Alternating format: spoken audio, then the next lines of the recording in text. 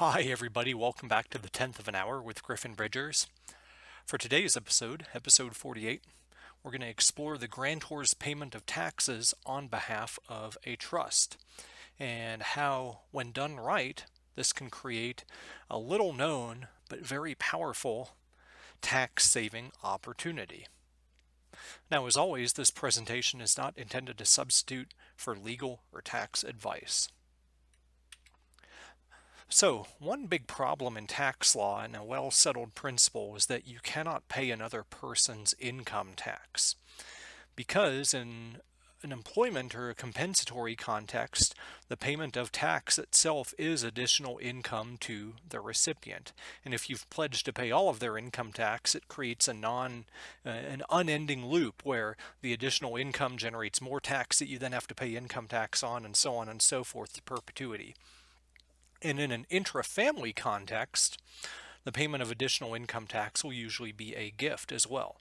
So for example, if you were to pay a child's income tax, it would be a gift to that child, and that gift would use some of your gift tax annual exclusion, and to the extent that's exhausted, might dip in as well into your lifetime $11.58 million gift tax exclusion.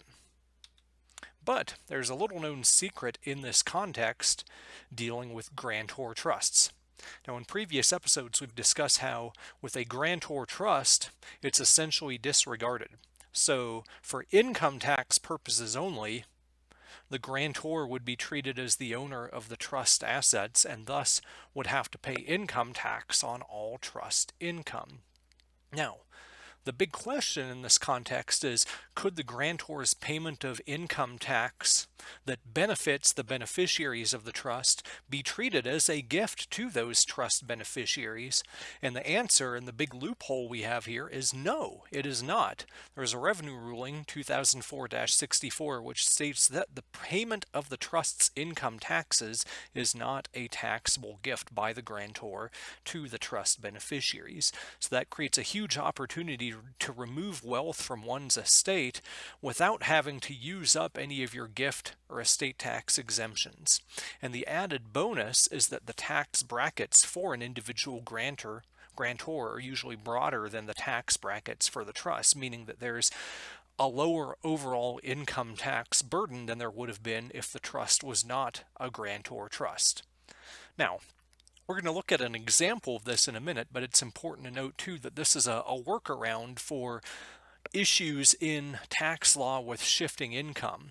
So a popular tax planning strategy is to try to shift income to other beneficiaries in lower tax brackets to generate a lower overall income tax burden.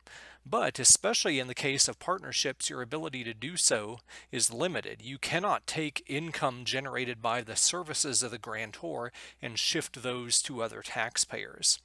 But if the grantor gifts an interest in an income-producing business to a grantor trust, this may create a workaround where you could potentially shift the income tax gifting to that income earned by the grantor through those services, but kept technically within the business itself. Now, here's a quick example. Let's say we have partnership A, which generates income of $1 million per year. We'll assume that grantor has a 50% partnership interest. So the grantor transfers this interest in partnership A to a grantor trust. So there is $500,000 of income payable to the trust as a partner in this partnership, but the grantor is treated as the owner for income tax purposes of that partnership interest still. So the grantor in this case would pay income tax on that $500,000 of income. So the grantor as an individual is in the 35% tax bracket, so the tax, if filing jointly, would be $124,590, or if a single filer, would be $149,795. Now, if the trust had been taxed, the trust itself would have been in the highest bracket, the 37% bracket, with a tax of $183,338. So As you can see, there's potentially a $30,000 or $40,000 or more tax savings there just through this, notwithstanding the gift tax savings that's generated by the grantor's payment of income tax. Now note that we didn't address here the 3.8% net investment income tax, but that could also kick in at an earlier point for a trust, which generates an even bigger savings if you use a grantor trust as opposed to a non-grantor trust. Now there are some pitfalls to this technique when you're dealing with grantor trusts. One, if the grantor gets sick of paying income tax, you should note that there is no mandatory right for the grantor to be reimbursed for their tax liability from the trust. You can give the trustee the discretion to reimburse the grantor, but there can't be any implicit understanding that the trustee will reimburse the grantor. So that may create a huge tax liability for the grantor over time. So the grantor needs to have enough assets to pay that tax. And if later on they decide to no longer pay that tax, they can terminate the grantor trust status, but once a trust becomes a non-grantor trust, there are some uncertain tax results out there, especially if the grantor has funded the trust by selling an asset to it instead of gifting an asset to it. Now, to make this a grantor trust, the grantor will usually retain what's known as a power of substitution, which allows for equal exchanges of value between the grantor and the trust. However, that power has to be structured correctly in order to avoid any sort of estate tax issue resulting from the inclusion of the trust assets in the gross estate of the grantor, because if that power of substitution is not done correctly, it could be treated as a retained power over the trust assets for estate tax purposes. Note too that the grantor, if subject to state income taxes, would also have to pay state income taxes on the trust assets, even if the trust is in another state. So usually you have to have a non-grantor trust in a state with no income tax to avoid that state income tax liability potentially.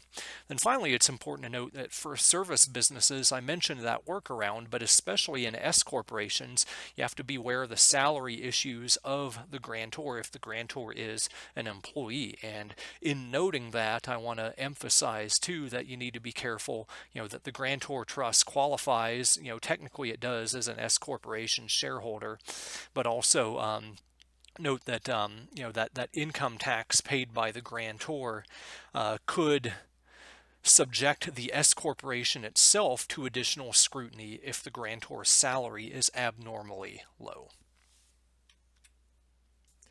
As always, if you have questions or topic suggestions, you can email those to me at griffin.bridgers@gmail.com. Thank you for listening to this episode of The 10th of an Hour, and I look forward to seeing you in the next one.